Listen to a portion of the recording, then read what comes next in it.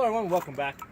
Today I'm going to be talking about first contact in a shit hit the fan type of scenario. Okay, this is a scenario where basically law and order has broken down, and this is very different from like when I teach my personal protection classes, where we can assume that help will be on the way. Okay, and that's a situation where we're basically, if we have to shoot, we're shooting to stop the immediate threat. If the bad guy's trying to get away, we're gonna let them get away because it's not our job to stop them from leaving or arrest them. Okay, but basically both you and the bad guy know that at some point the police will be arriving. Okay, maybe not in the next few seconds, but at some point. In a shit hit the fan type of situation, both you and the bad guys know that there's no police coming to help. In fact, depending on how many weeks in we are, it might be a situation where your local cops may have gotten very desperate, very hungry, and maybe they're the ones raiding people. We don't know that, but the point is that this is a situation where law and order has broken down. In many cases the good guys are now bad guys, and the bad guys are bad guys still. Okay, so what we're going to talk about here is that first contact, which is going to be different than after you've been 6 months in or a year in, and you've had multiple contacts, and you've built up experience. This first contact, you're going to experience things that in a way that later on you may get a little bit more comfortable with. Your brain may start to be able to process what's happening faster. But initially, what's going to happen is, after that first shot is fired, your brain is going to kind of cease taking in new information. Now, part of that's going to be because you're going to be deaf, from the gunshots going on inside a confined space. Also there's going to be smoke. Okay, a lot of times you guys shoot at indoor ranges. There's a ventilation system going on in there that's pulling the smoke out. If they've ever forgotten to turn on the ventilation system, you will see how quickly smoke builds up, and how difficult it is to breathe and see through that smoke. Okay, so you're going to have all these things that you're going to be fighting in addition to the bad guys. Okay, so for that reason, basically, I want you guys to think of that second before you fire that first shot, or before in general a first shot is fired. Look at the situation and take a snapshot in your mind, because basically that's what you're going to be fighting. That's the war you're going to be fighting, and your brain is not going to be able to accept new information easily. It's not going to be able to process new information, and you're not going to be able to react to new information. Okay, so all those three steps are going to be slowed down from that point forward.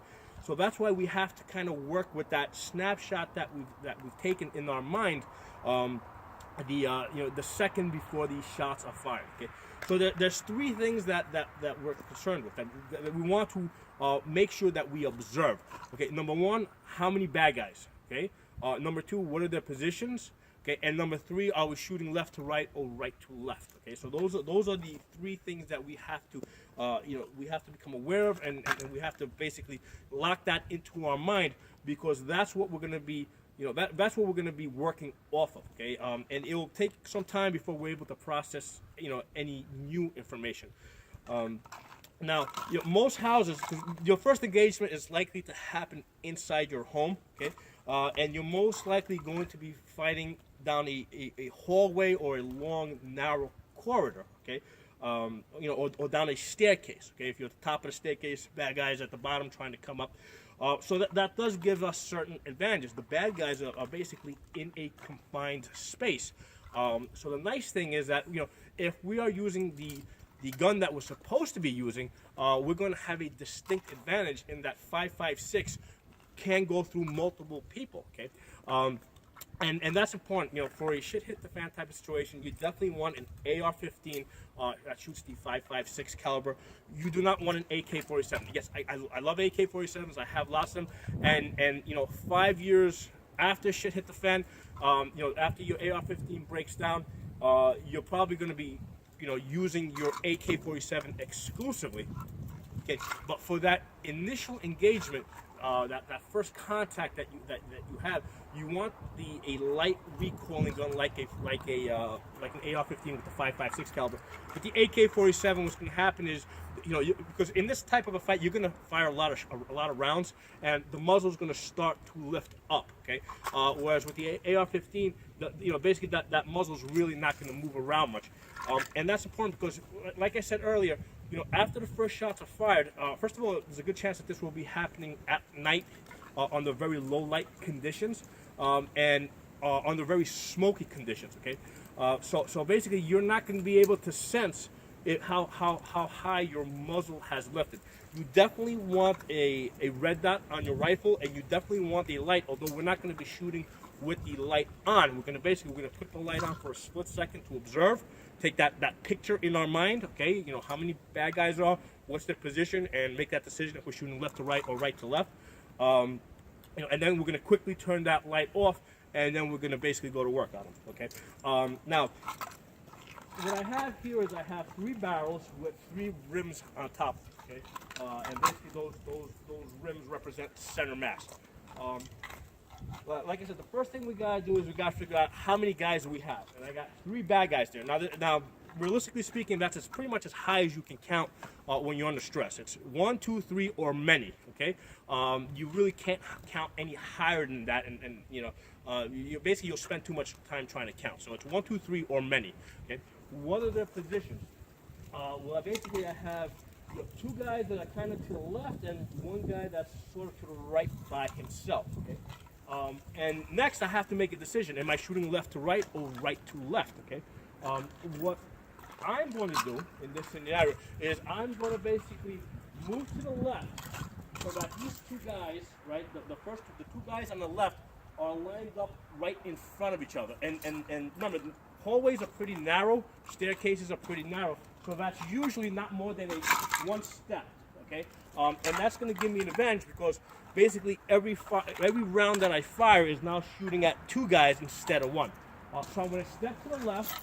I'm going to engage the guy on the right by himself. Okay. Because remember, after I fire that 1 or 2 shots at him, all I'm going to see is smoke. Okay.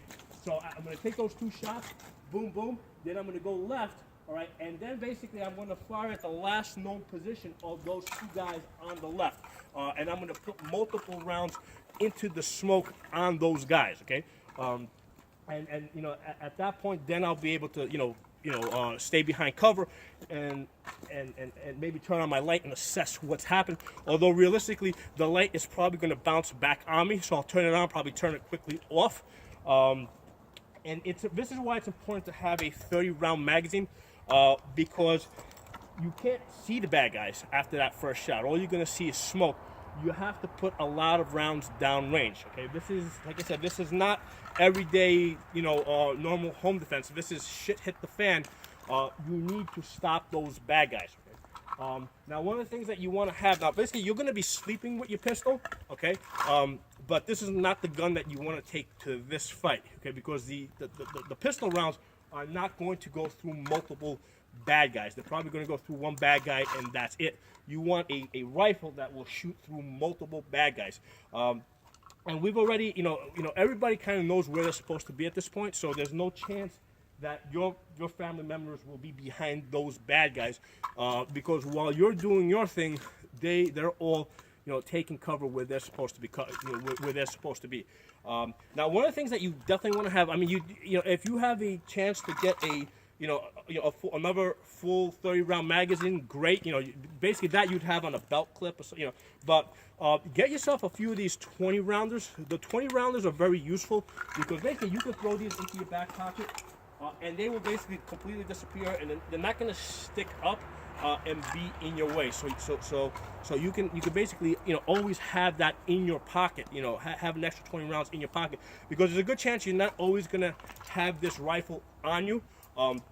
Although I recommend a rifle with an adjustable sling, because with this rifle what I can do is I can just move this up here, okay, and now basically I can throw this over my back, and I can do stuff with my hands, and the rifle's not going to be pointing all over the place.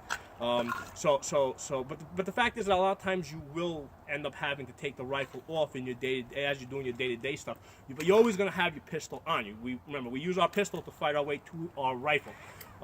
But having a 20-round magazine in your back pocket is not that much of an inconvenience. So a 30-rounder you're not going to keep, but a 20-rounder you will do. Okay, so get yourself a bunch of these 20-rounders. All right, so what we're going to do now is let's actually engage these targets. I'll put my ears on. And like I said, we're going to assume that it's very smoky. It's kind of dark.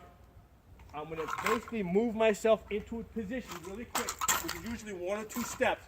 Okay, so I'm here. I'm going to move into position, come up, take 2 shots. Right. So that's what that first contact is going to look like. Okay. But in order to engage, you have to have those 3 things in your mind. You need to know how many guys you have, what are their positions, and are you engaging from left to right or right to left? Okay.